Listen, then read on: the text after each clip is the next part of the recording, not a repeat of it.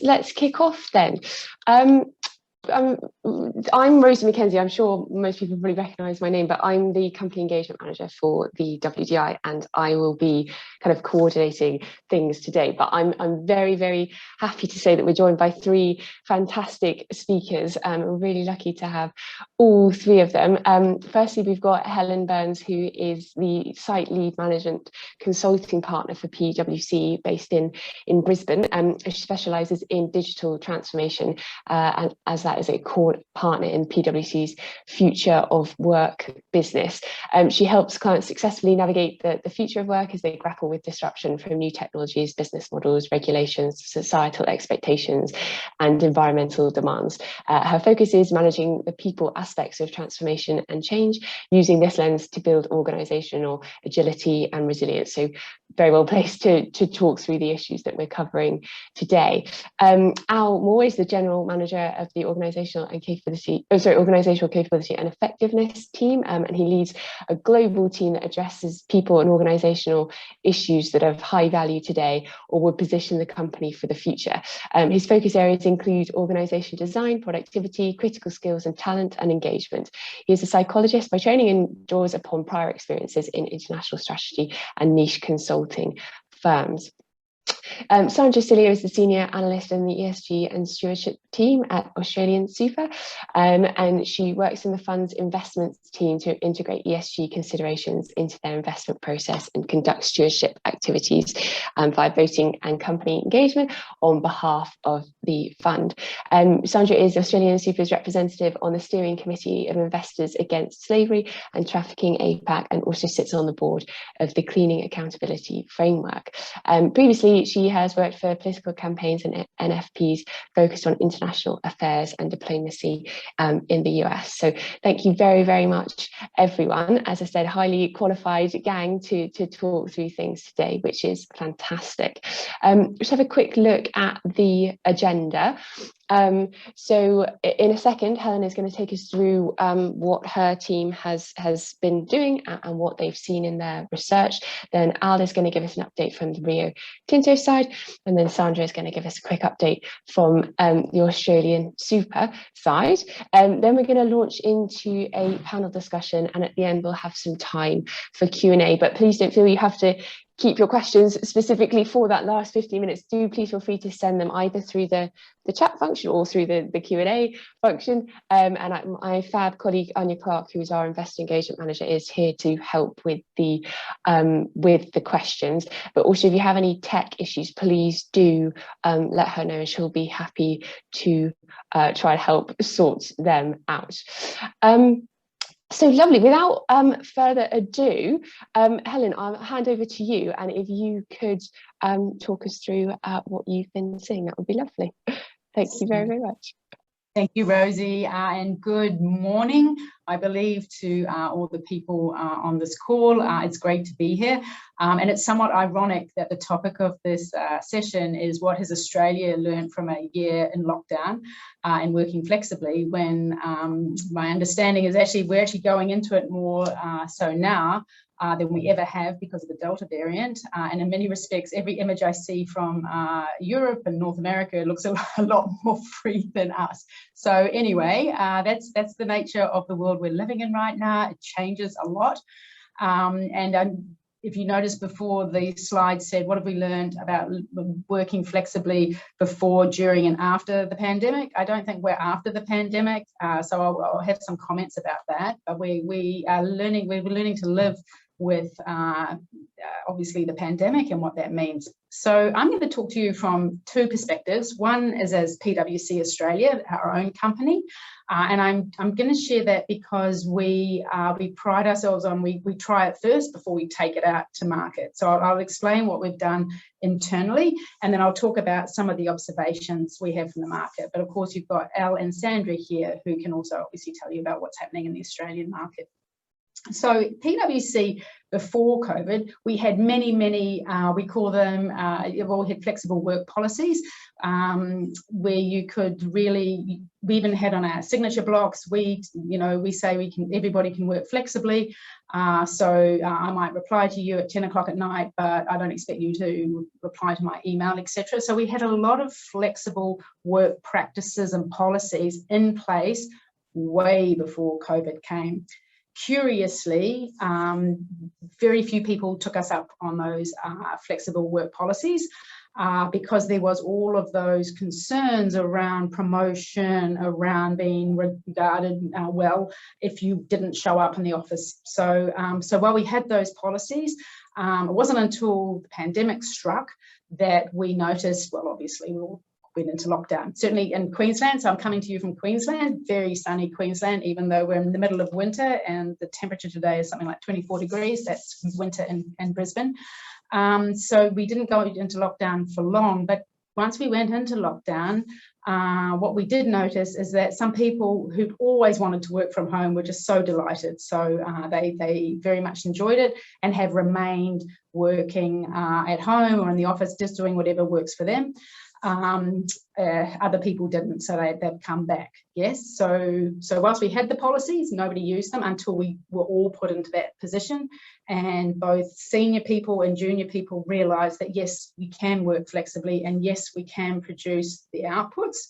Then that's fine. So not after, from a flexible work perspective, we're not after the pandemic, but what we were just grappling with before Delta struck our shores was how do we, not so much around work, but how do we create social connection and well-being, and how do we get people connecting as people and creating community within our office before we even talk about work. This was the mental health issues. What we've learned is after a year of coming in and out of lockdown and having uncertainty, which is very, very minor compared to the rest of the world, we needed to create community and connection. So our biggest learning was that we really needed to focus on this and make this a priority. So we were in the process of doing that before Delta struck, and we had to go back into our homes again. I'm coming to you today from Queensland. We're not in lockdown, but three of our states are.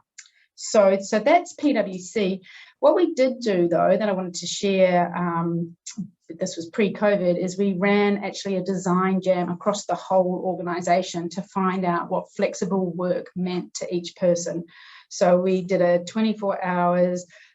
People could log on, they could make comments. We had people who were curating conversations, so we had specific conversations. People would log on, make a comment. There was somebody making sure there was a reply, and people were building on. And we spent time really understanding what people needed to work flexibly and to feel that they could bring their best selves to work, that they could work collaboratively, etc. And that was a big input into our policies, etc., and enabled us to be segmented and how we approached flexible work as well. But I will say we've done these things and we are still on the learning journey that I imagine many of you are as well. So that is a snapshot of what we've done within PwC. The only other thing I'll mention is that we have developed a tool from a workplace health and wellbeing that we are taking to market very soon, just to be checking that, because you're not seeing people as much, how are people mentally, how are they, well, physically, but mentally mostly, so that we can be helpful and intervening sooner rather than later on some issues which we are all very much aware of at home. There can be more stresses, more strains, people feeling a bit disconnected from each other. So we've developed a survey to find out where there could be issues. And then obviously, if you're an organisation, if you go and identify issues, you then need to do something about it. So have we got the skills and capabilities to address or connect with the people with the skills and capabilities to help people? So very much a health and wellbeing learning from PwC. I'll just jump now into the client, the market. I'm aware of the time. I'll speak for a couple of minutes. The work that I tend to do tends to be within the public sector. I do also work in the private sector. And again, my biggest takeaway from what have our clients learnt is, first of all, that flexible working means you can still deliver, so that's awesome. However, you're not seeing your staff as much, and what their concern is more from certainly in the public sector is that how do you ensure growth, learning and development?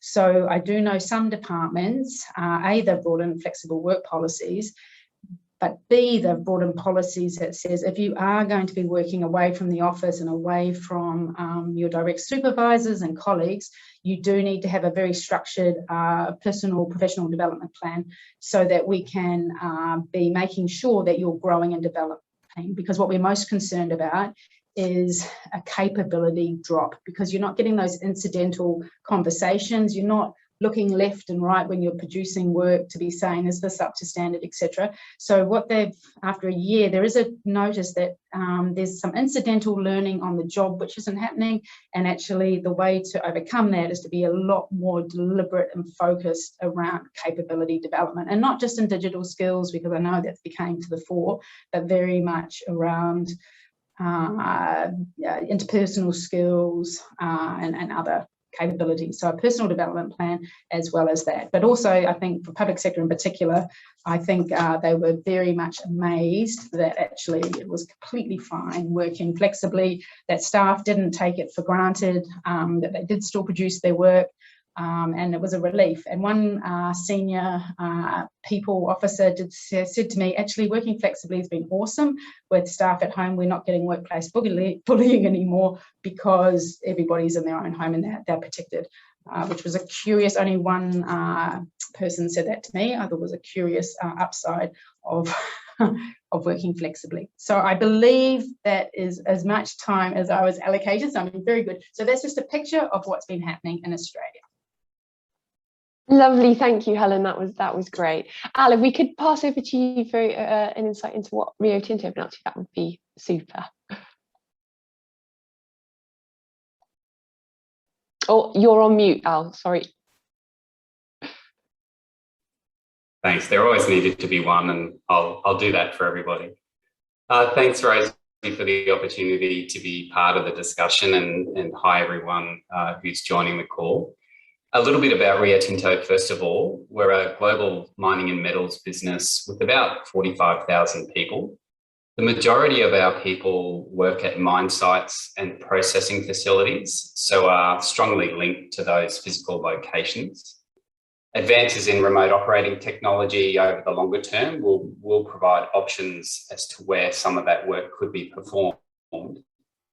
We still have a large number of people, though, in functional, technical and commercial roles based in offices around the world. And it's the flexible working approach for this segment that I'll be commenting on. Firstly, we were really impressed by the capacity of our people to shift to a work from home type of arrangement. And we all learned that we could not only deliver a lot on our work commitments, but there were opportunities to meet personal and family needs too. And I think that learning has probably happened to some extent globally for most organisations. To me, COVID was certainly long enough, and it is continuing to go on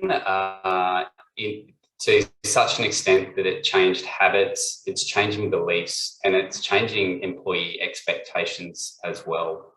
For us, having people based around the world meant that COVID was impacting our people in different ways. So some locations were in lockdown and offices weren't open, while in others, people were able to choose to go to the office. Regardless of where our people were, though, they wanted clarity on the company's posture to flexible working. And as Helen mentioned, there were always arrangements and policies in place, if you will, but it was about how we would respond to this new COVID reality. The approach we developed last year was very much to encourage our people to discuss with their leader the work arrangements that would suit them and their team and the organisation. So we resisted setting a minimum number of days per week or month for people to come to the office. Firstly, we didn't find any evidence that a certain number of days per week was better than any other number of days. So it seemed a bit of an arbitrary sort of judgment to make. Secondly, we felt that the people who could come up with the best solution that would work for them and their teams and the organisation were those who were closest to all of the considerations that needed to be taken into account. We also really wanted to demonstrate to our leaders and our people that they were empowered to make these decisions. We still maintained in our communications that the office certainly continues to play a very important role, and that in some instances there is no substitute for face-to-face contact. And there are occasions when people will be asked to attend the office and they need to ensure that they're readily able to do so. But rather than mandating time in the office, we've taken on the challenge to make the office as enticing as possible. And again, that's for local office leaders to identify the best ways to do that. The approach is coming up to being in place for a year, and it has been very well received, both anecdotally and through surveys that we have conducted. I think for me, one element that worked very well was simplicity. So that you'll notice that I've been referring to it as an approach more so than a policy. And so it's very much about principles rather than rules. And so information about this approach is very brief, which is perhaps something reasonably new for us, but it's landed very well for the reasons I mentioned earlier. As more and more of our offices are open and people have a choice as to where they work, we'll be sharing learnings from those offices that have been open for a while with those to come online. So that's what I had in mind, Rosie, for an introduction on Rio's approach. Perfect. Thank you, Al. Fab. Sandra, lastly, if we could quickly hand over to you for a quick summary, that would be great. Absolutely. So similar to Helen, I'll talk about flexibility during this period from two separate angles. So first, the organizational angle from AustralianSuper ourselves, but then I just wanted to put on my investor cap for a second and talk about the investment lens that we apply to this, because flexibility has manifested to be a really acute topic when we talk about ESG with the companies that we're invested in. So taking a step back, AustralianSuper is the largest superannuation or pension fund in Australia. We represent over 2.5 million Australians investing their retirement funds on their behalf. And as a result of that, we have a duty, of course, to provide services that are member facing. So education, financial advice, things of that nature, but also our investment capability is all part of the organization that we run. We have a presence in every capital city in Australia, but also have offices in London and newly in New York as well. So that sort of shapes the organizational landscape that we operate in. And similar to the comments made by both Al and Helen, I think we had been gearing up for flexibility in the business for a while. And we really prided ourselves on putting that forward as an organization, allowing people to work with their direct managers to find the working rhythm that really suited them for where they were in their career, for their role and their lifestyle.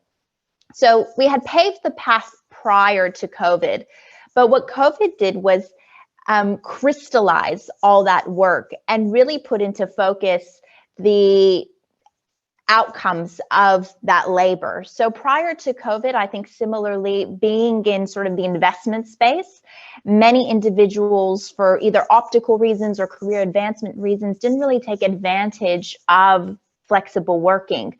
But what COVID did was put you in an environment where you were almost forced to use the tools at your disposal.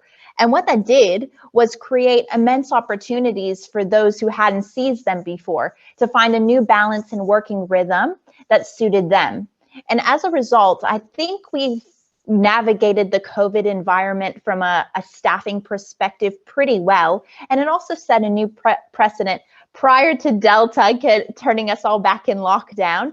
I think it set a new precedent for what hybrid working could look like for different individuals in their roles as well. So it did lay the landscape for us. And I think now that we've planted the seeds, now that we've seen that the tools that we've put in place can actually work, I think once we move out of this period, we'll have an opportunity to more fulsomely look at how flexibility is manifesting inside of the organization. Putting that aside from an organizational perspective, I think from the investment space, as an investor, as part of ESG considerations in the investment process, and particularly that S space, the way workforces are managed are an important aspect of how we consider an investment in the investment portfolio. And as part of company engagements that we have with our investee companies and assets, we've asked these questions of companies for a while. Are you investing in technology? What does your first workforce actually look like?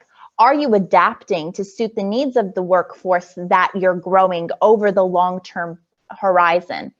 And I think asking those questions and considering that as part of the investment decision-making, when we got into the COVID period, we saw that a lot of those companies who had made that investment early on actually also reaped the benefits during those crunch times, because they were able to take advantage of the tools that they have already in place and also nurture their workforce. Now, there is no silver lining to this. I think COVID is going to be with us, and it's, especially in Australia, it's going to rear its head for a while yet. So we still have yet to see, particularly in an investment context in this country, how all of these S-factor issues will emanate. But one thing is for certain, as part of a broader conversation around treating your workforce equitably and giving everyone the opportunity to grow and prosper in their roles, flexibility definitely has a role to play. And so I guess both from an organizational perspective and how we're engaging with our investments, I think this piece will continue to be a crucial part of our thinking going forward. So I think that sets the stage for where AustralianSuper is at, but I'm sure we're going to unpack more in the conversation as we go. Thank you, Sandra. Thanks, everyone. That was really good context setting for everyone. Lovely. So let's dive into some of these questions then that we'll tackle together as a panel. So I think all of your pieces there gave us some really good insight into what the good things have been and also some of the challenges. So I think that the main challenges, and I'd like to kind of dive into them in a bit more detail. It sounds like the main challenges have really been the fact that from a mental health well-being perspective, that's harder to monitor because people aren't together, that different roles need different flexibility and will need good management of those different aspects. As Al says, people, functional roles need to be on the ground versus people in the office. And then I suppose thirdly, what we do to make sure it is actually a fair process. Is that a fair summary? I don't know, Al, is there anything else that you think that we should take away as the main challenges to that? I think it is a good summary. Certainly the challenge that I've heard is that diversity of experiences with respect to timing. So Helen mentioned that only recently Australia was pretty much out of lockdown and now we're back and we see other parts of the globe, I guess, advance. And so just that notion of a very dynamic situation. And when you think about how we need to respond as leaders with global teams, perhaps there's a huge burden, I guess, to be very flexible, to be sensitive to the types of issues that might be playing out at an individual level and how that might, I guess, aggregate up. Mm-hmm. Thank you. Helen, sorry, did you want to add something in there? I was going to add two, and one's much bigger than the other. Actually, they're both important. But the other challenge is real estate. What are you doing with your offices, and are they fit for purpose, given if people are coming to the office just 2 days a week, typically they're coming in to collaborate and do things together. So are your offices, do you have the right facilities? And we've been doing a lot of work with urban architects around, and they're saying, well, actually your modern office, you need to have a space where everyone can get together, and it's sort of like event management, and it's a real time to talk about your brand and who you are. So there's sort of that event component plus all your collaborative spaces. And maybe your footprint is a lot less, and maybe it's not in the central city, maybe it's out in your suburbs, particularly, as different areas locked down, etc. So we've been seeing clients saying, hey, we're at an inflection point, and let's think about how, with space, what does that space need to look like, and where is it? So there's that real estate conversation and how you structure your space for when you do come together. What does that need to look like? And then the other issue that I was going to mention as a challenge linked to mental health, but with people working from home and with that level of generalized stress from job security to health to so many things, unfortunately, I have to say the level of domestic and family violence in Australia has just gone through the roof.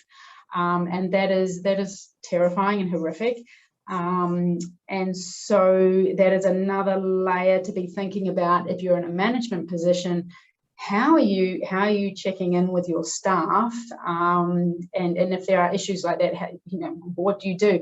And I know I had one person, not fortunately domestic family violence, however there was a lot of stress and she just wasn't able to deliver what was required because she was looking after young children. So a conversation with the client around actually our deadlines are going to have to change just to be a human being and cognizant of what's going on for her.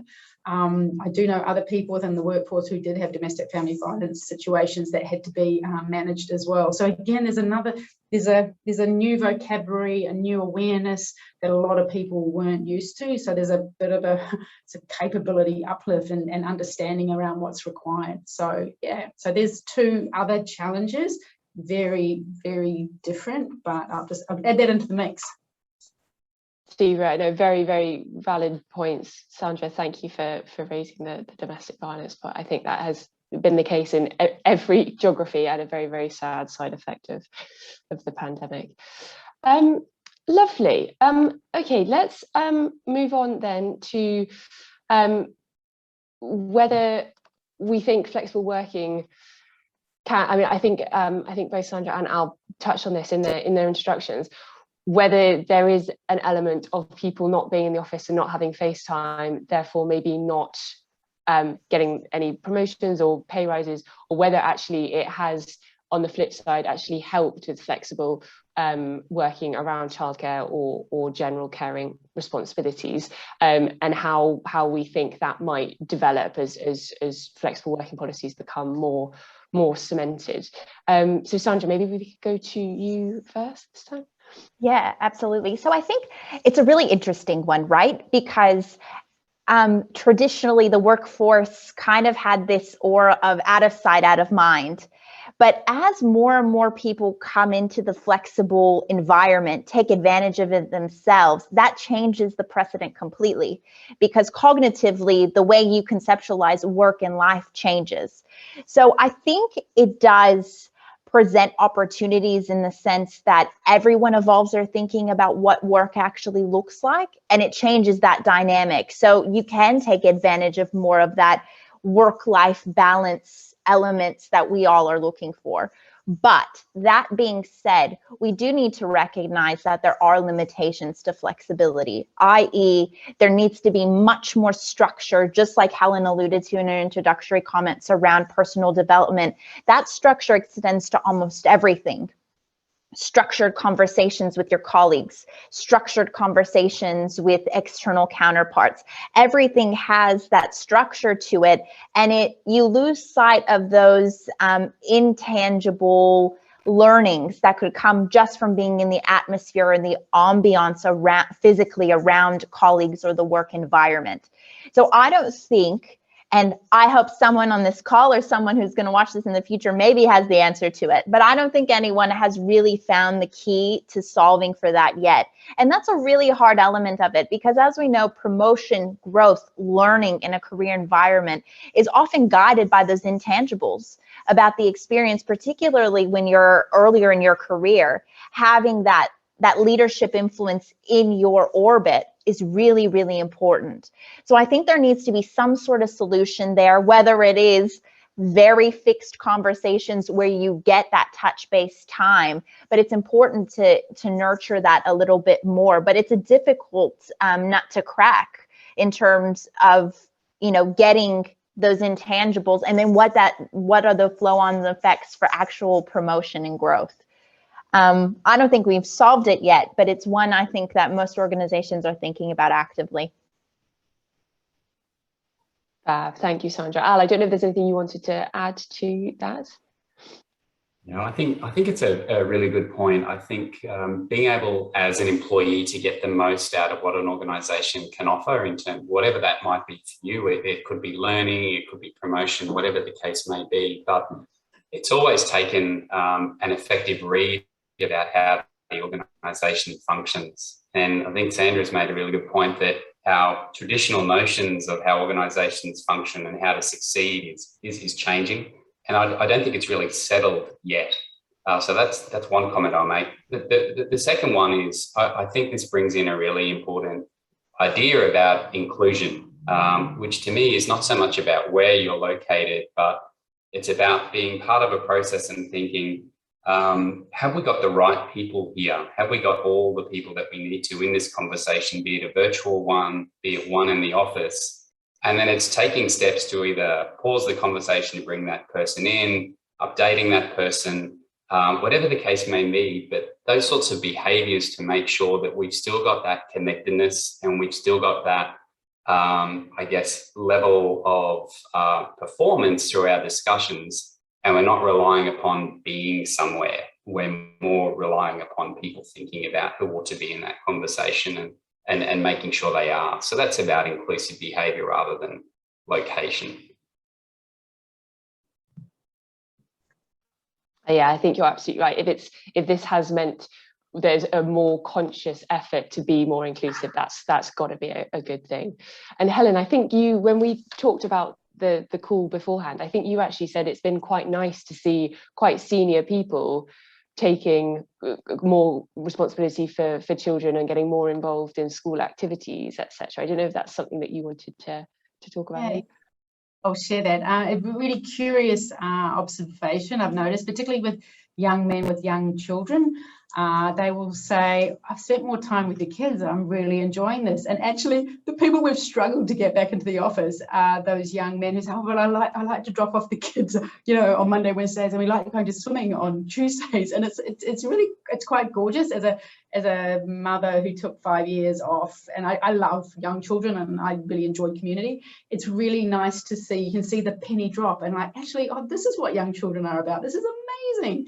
And I'm part of the community. So the people who've struggled to get back into the office tend to be men with young families, and they tend to be a little bit sort of senior manager and above. So I think that's a curious side effect, but I think it's lovely. And I think it's a side effect that will be good for communities and organisations. There's been this, it's not just so much flexible work, it's more the pandemic. It's just there's a kindness and a caring component, which I'd like to think will be only good if we can hold on to that in amongst the rallies.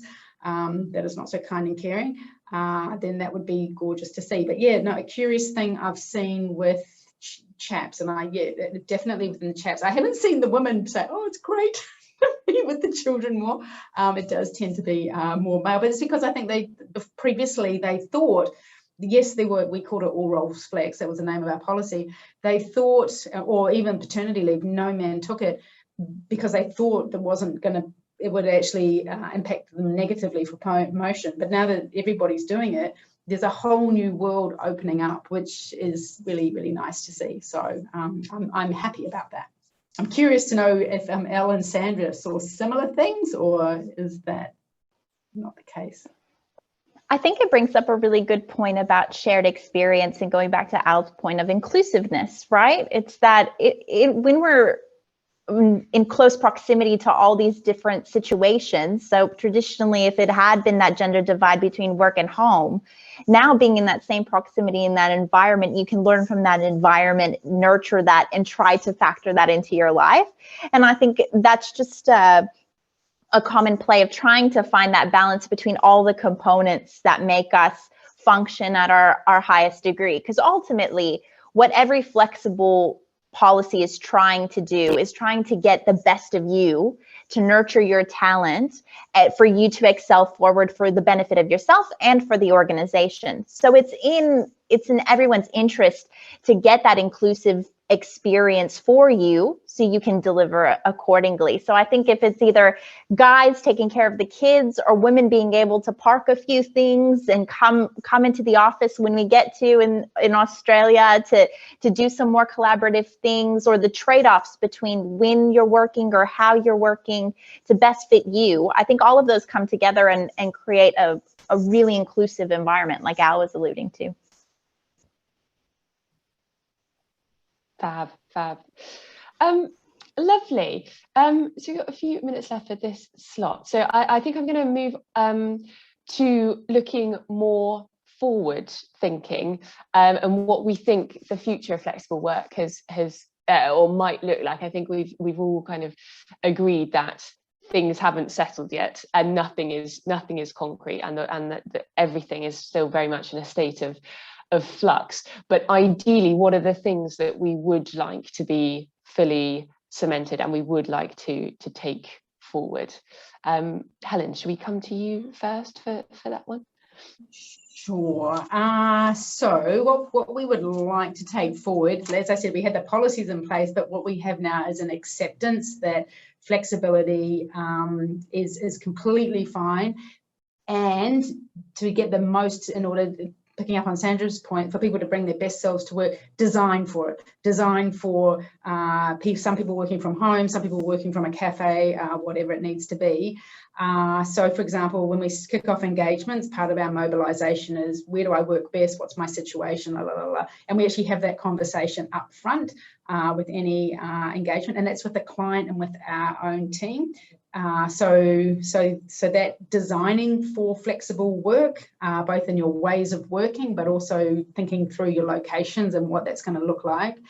And then the second one is actually more with the clients, because we have a lot of government clients in particular who say, look, if I can't see, like, because they never trusted their workforce, they certainly didn't trust the consultants. So what we enjoyed through the pandemic was, we said, we obviously can't be in the office, and all of a sudden this wonderful thing called trust occurred, and everybody did deliver and did do the work and did meet, etc. So that broadening was awesome, and particularly in Queensland we were able to access the national and global market more easily. So we were able to access those skills and capabilities. It didn't have to be face to face. So those would be two to kick us off. I'll hand the ball to the back to you, Rosie. Thanks, Helen. Lovely. I know, Al, that when we spoke about this before the call, you were saying, and again we've said this elsewhere on the call, that these policies aren't new, but it was the fact that COVID overlaid flexible working with natural changes that people were making about where and when they work, and the location isn't the most important thing now. I wonder if you could expand a bit more on that issue of reasonable proximity to the office and how we tackle that. Yeah. I think what it comes down to for me, or one principal consideration would be, what view does a given organisation take to the role that the office will play? So we see in the tech sector, for example, some organisations have been all remote for some time. They don't necessarily think about the office in the same way as other organisations. If it's the case that the office does play a really important part, I think we'll see organisations wanting employees to at least have a level of proximity to the office, to be linked in some way, so that they can access the office for a town hall type meeting. It might be project team type meetings, but in order to facilitate, I guess, an ease of people coming together, there needs to be some boundaries, if you will, around proximity. I think also it does bring in this notion of organisations making the office as enticing as possible. And I'm not sure that we've really pulled the lever as hard as we can there.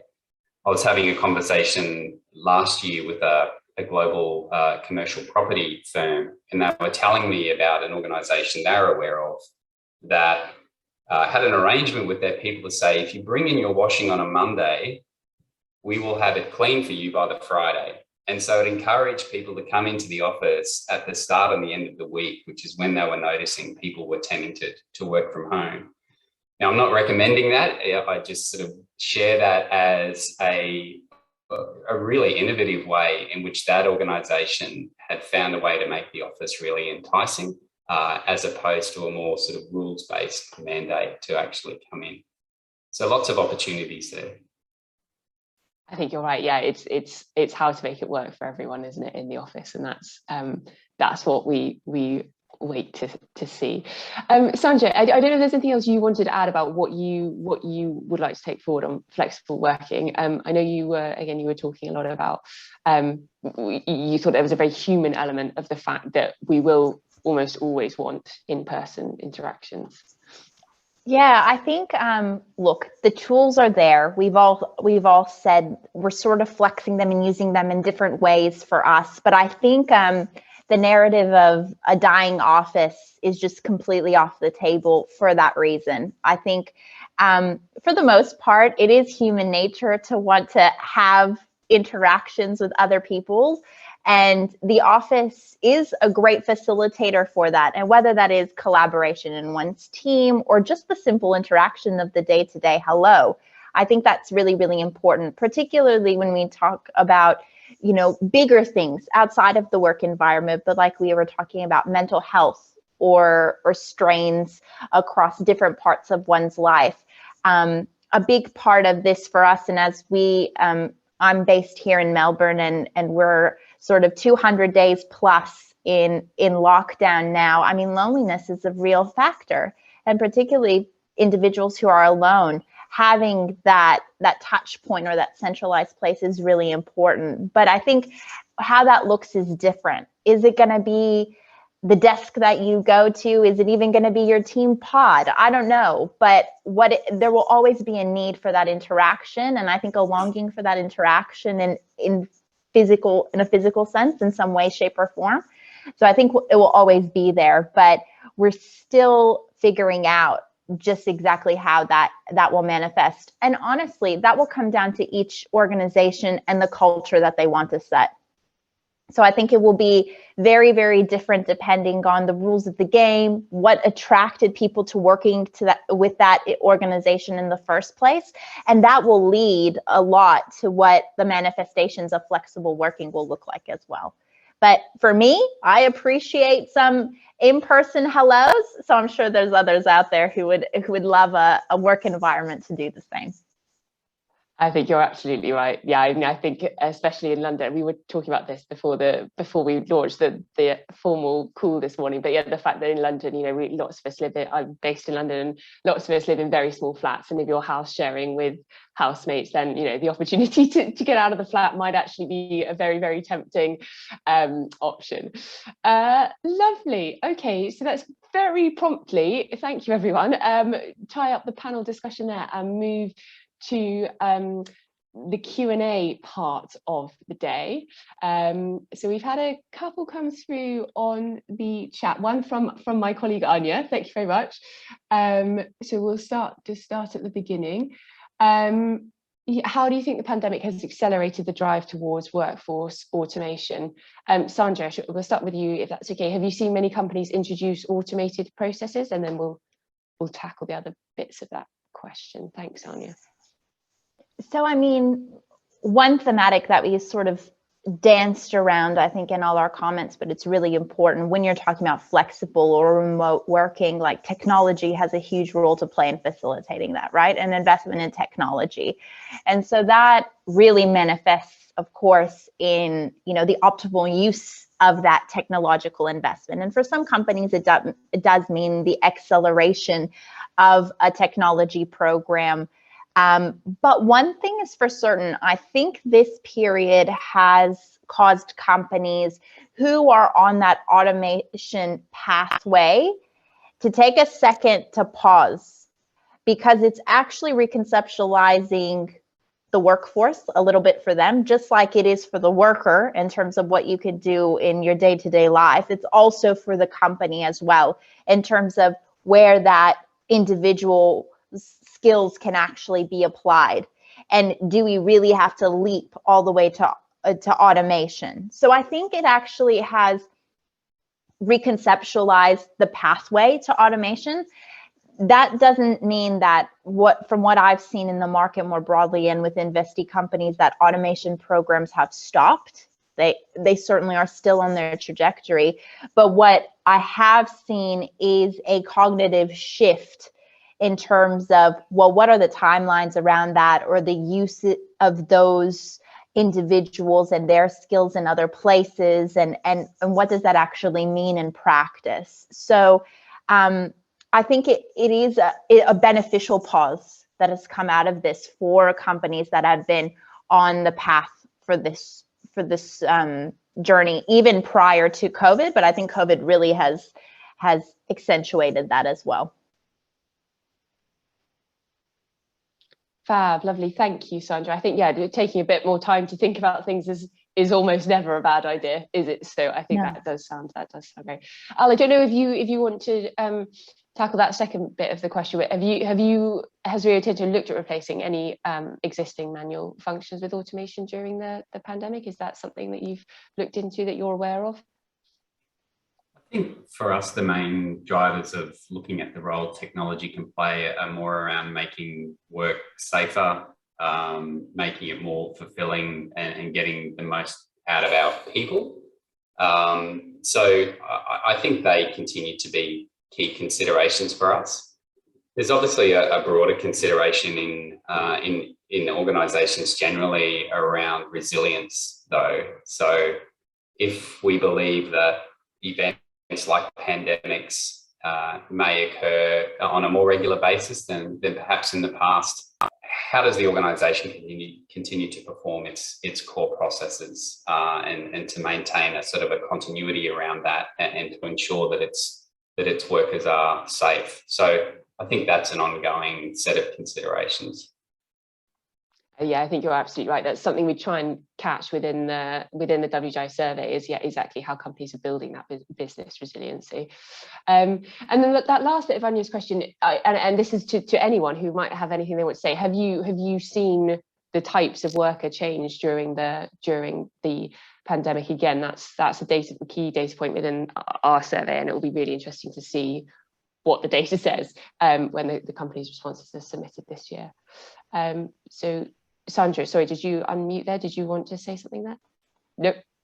Oh, I think, well, I think when it comes to this, I think COVID and probably the macroeconomic situation has more impacted that kind of construction of the workforce and permanency versus non-permanency in that conversation. So I think that has more to do with the economic factors that we're operating in, rather than a manifestation of policies of flexibility, or what companies themselves and their policies are really putting forward. So I think though there may be a macro trend to that, I think it's all about the economic situations that we find ourselves in. And, you know, in Australia, we've had certain governmental support, just like in most other countries, when it comes to programs and things like that, to assist the job market while we're in this state of flux.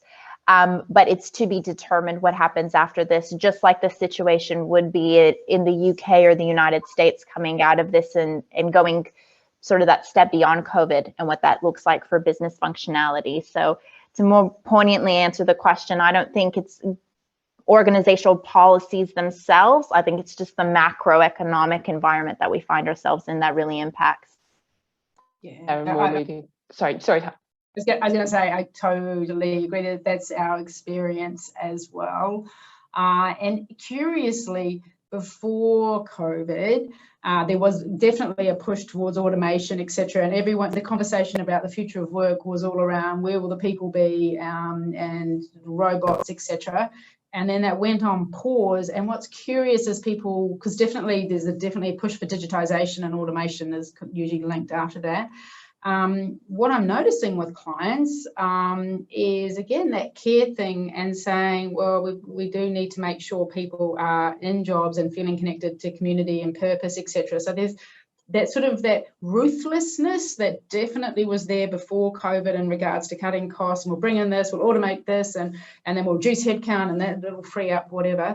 One client in particular, we're bringing in a procurement platform and we're automating all sorts of processes.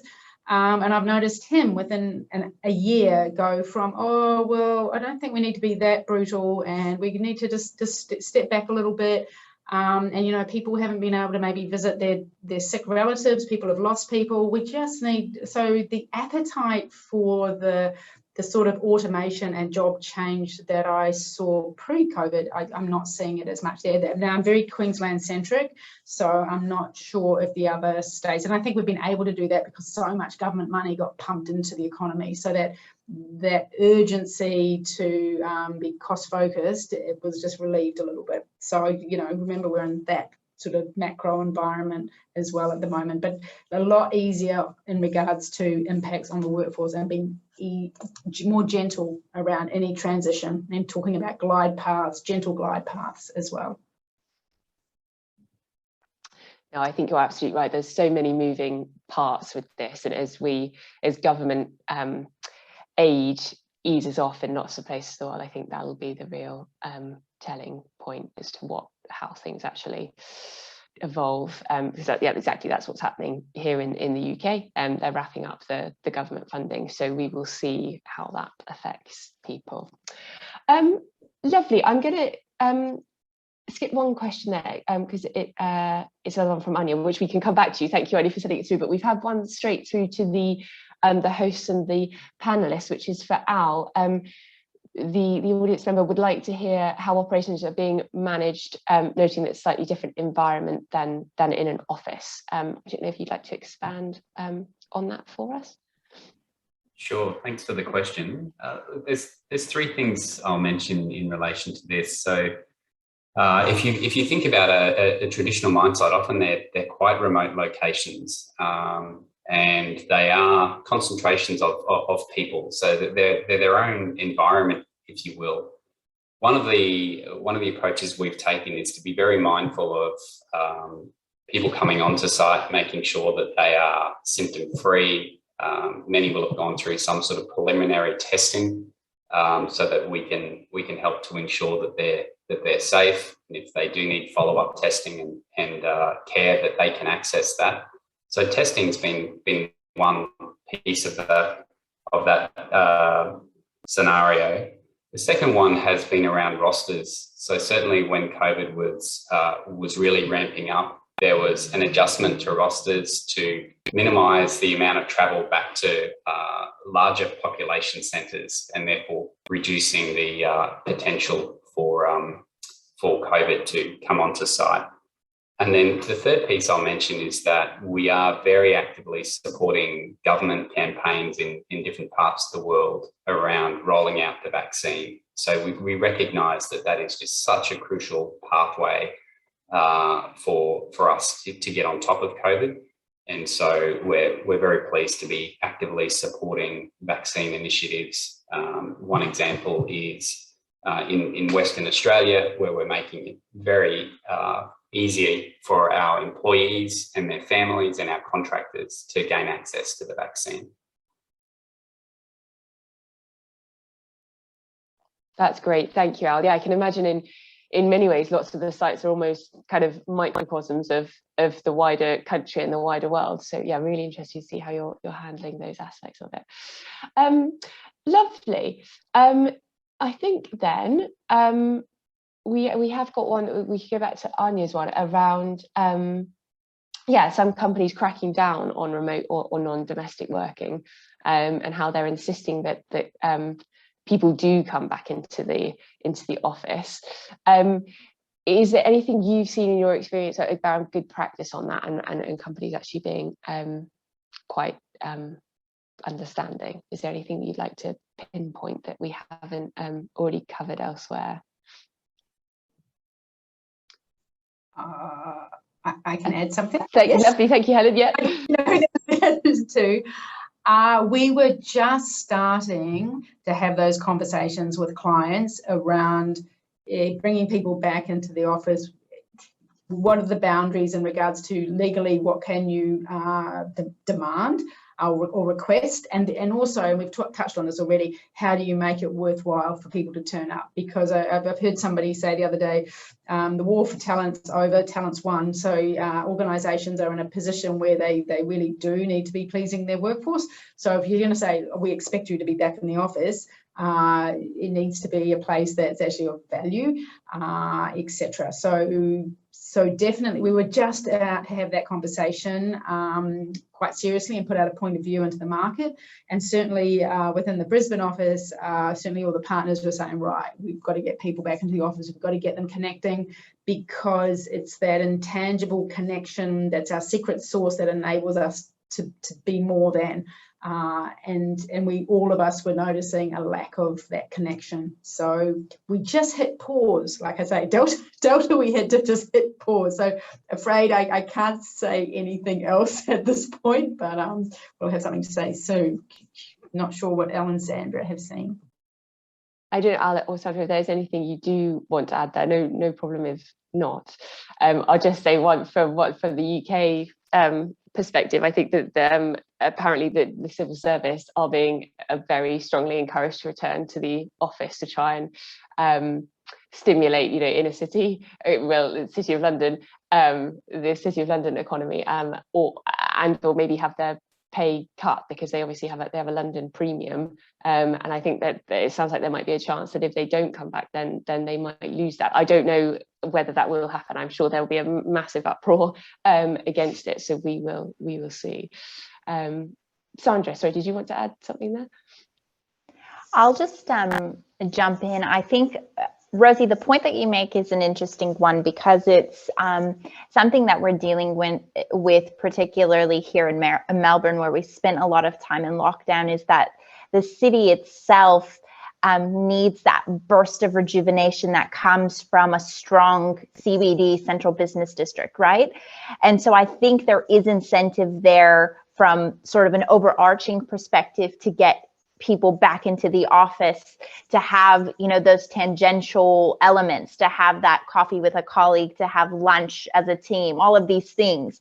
But it still comes back to the point that we made earlier, is that it still needs to be a compelling prospect. And it still needs to be something that adds value, because there are the tangential elements in your own life that counterbalance the experience you get at work. So yes, you get coffee with the colleague, but is childcare easily accessible? Yes, there is lunch with the team, but is your commute really all that great? It's all of these things that you have to sort of understand as an organization, as a business, and try as much as you can to create that really compelling cost benefit, to where it ultimately is beneficial for that connectedness, for that idea of getting people in the same room to be able to collectively make decisions. I think that still needs to happen. So I see from a city perspective how maybe that could be, there is definitely a need and a want for people to come back to the office, but ultimately it's about, again, what do you get? What's in it for you? And hopefully we create great places of work where, however you want to do it, when you get there, it's going to be a great experience for you, like it was prior to this for most others. But I think it's just that level up now that we can really seize. I think you're absolutely right, Sandra. Yeah, I think it is, as you say, put an extra emphasis on making the workplace really, really appealing, and making people's working lives as straightforward and as pleasant and as personalised as they possibly can be. Lovely. I'm going to pause there, or finish there, because I think we've gone 1 minute over, but I just want to say thank you so much to all three of you. I know it is a tricky topic, so thank you very much for your transparency and your openness and your honesty. Thank you to the audience for your questions, and Anya for your help doing all the tech side of things. We'll put the recording up on the website, so please do feel free to watch it again or send it around to colleagues or anything like that. But have a lovely Tuesday for those of you based in Monday for those based in Europe, and a lovely evening to those of you based in Australia. Thank you very, very, very much. Thank you. Bye.